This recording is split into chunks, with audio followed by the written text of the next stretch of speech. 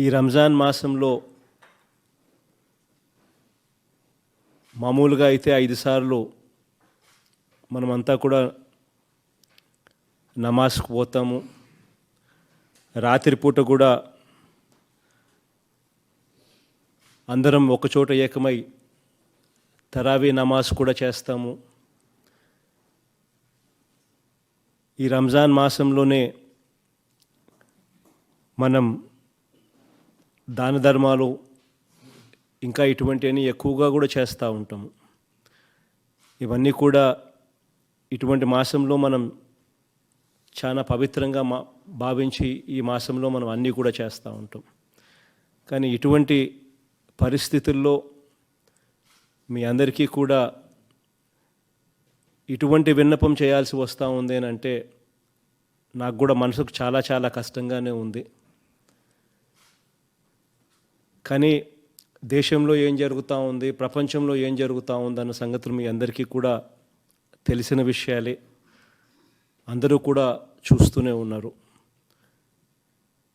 ఈ కరోనా అన్న ఈ వైరస్ను అధిగమించేందుకు గత కొద్ది రోజులుగా అన్ని రకాల చర్యలను కూడా చేపడతా ఉన్నాం. శ్రీరామనవమి వచ్చింది, ఉగాది వచ్చింది, గుడ్ ఫ్రైడే వచ్చింది, ఈస్టర్ పండగ కూడా వచ్చింది, ఈరోజు రంజాన్ కూడా రాబోతూ ఉంది. అన్ని పండగల్లోనూ దేవునికి మనం ఇంకా దగ్గరగా ప్రార్థనా స్థలాలలో గడిపే పరిస్థితి నుంచి ఇళ్ళల్లోనే ఉండి ప్రార్థన చేసుకోవాల్సిన పరిస్థితిలోకి అందరం కూడా తప్పనిసరి పరిస్థితిలో పోవాల్సి వస్తూ ఉంది.